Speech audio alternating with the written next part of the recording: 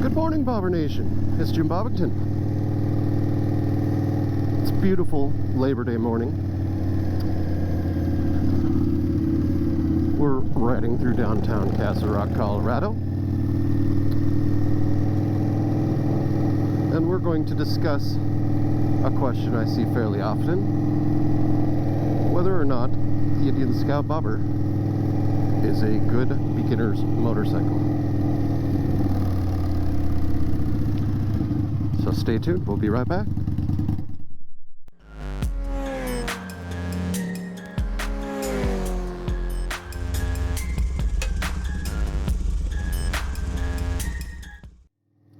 Welcome back. So when you are thinking about your first motorcycle ever, I think really there's three major categories that you need to be looking at. First, maybe not necessarily in this order, but price is definitely a factor. Halogens. How easy it is to maneuver, control, hold it up, and things like that.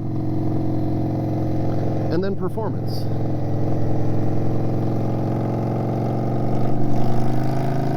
Is it a manageable motorcycle where the power is not going to surprise you and quickly get you outside of your comfort zone? So let's start with price.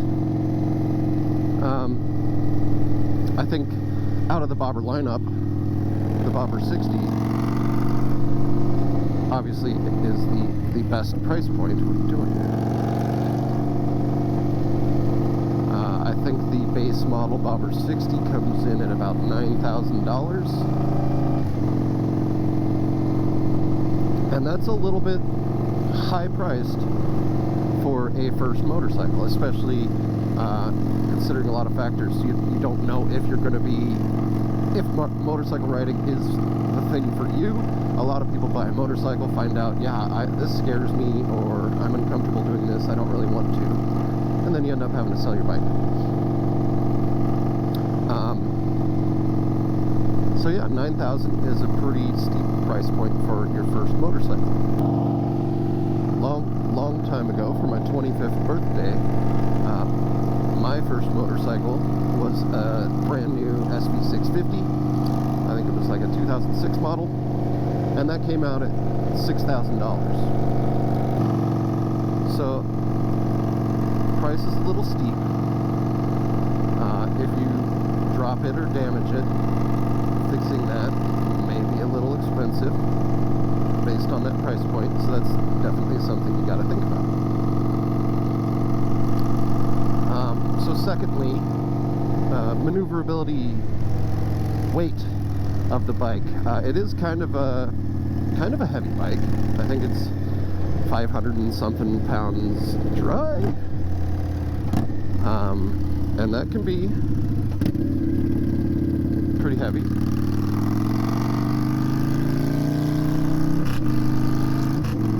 But the Bobber does not feel like a heavy machine. It has a very low center of gravity and a low saddle height.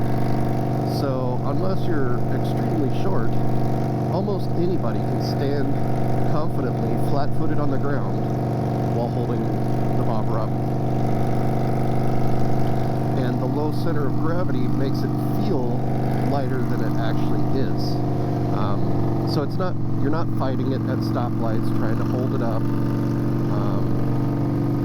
It feels good between your legs. That's what she said. And ultimately, it's not a scary machine to hold between your legs by any means. And I think you can pretty confidently waddle it around in parking lots and back it up and things like that without worrying about if it's going to tip over or something like that. Sports bikes and adventure bikes have a much higher center of gravity, and you may be stuck with just your tippy toes or the balls of your feet on the ground, and that makes for a more anxiety-inducing experience at low speeds.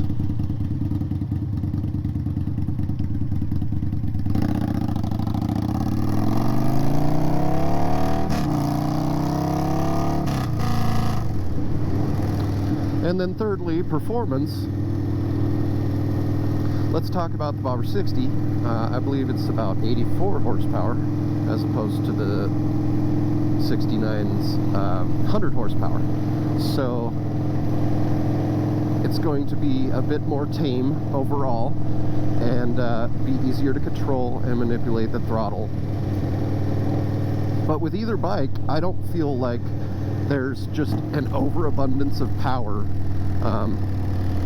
that comes on at any point where it could just take off and you weren't expecting the results. Many people state that it is like two bikes in one because of the RPM range. The bike behaves a lot more tame when you're under 5,000 RPM. The throttle is very smooth from the factory. I think it's got a throttle by wire. Some people hate it, some people love it, but I think it's easy to smoothly manipulate the throttle.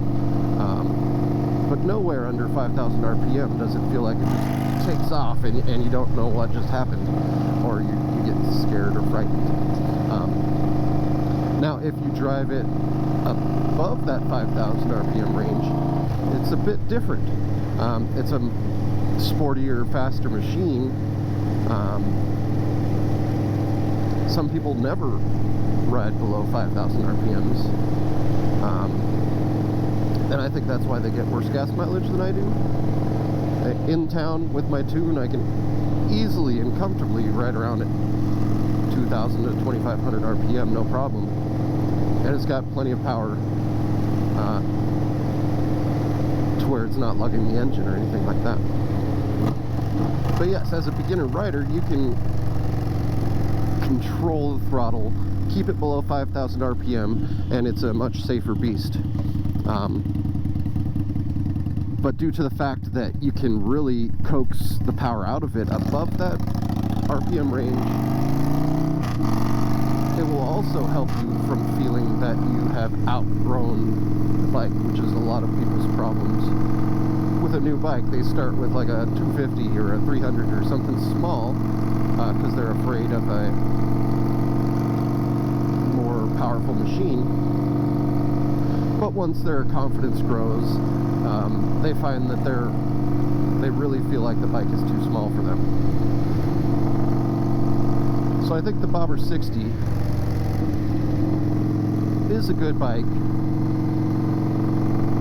for a beginner rider because you can easily control it.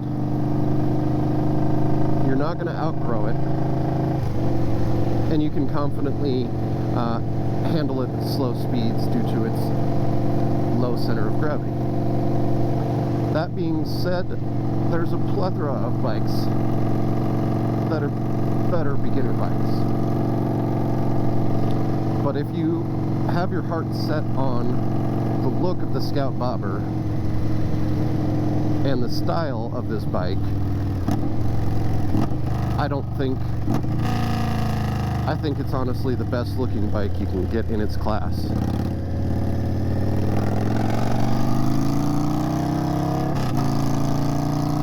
And nothing turns heads quite like the Indian Scout Bobber. And that's a pretty good feeling. So do with that information what you will. Let me know in the comments if the Scout Bobber was your first bike. How it went. Were you happy with your decision? If not, what was your first bike? And how did that go? Would you have rather had a Scout Bobber? But ultimately, it's up to you.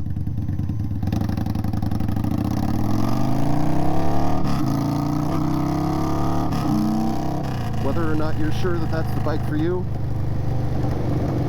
Sometimes you just don't know. In which case, I suggest a much cheaper motorcycle. But this is Jimbobbington reminding you, do not be a skid mark. We'll see you next time.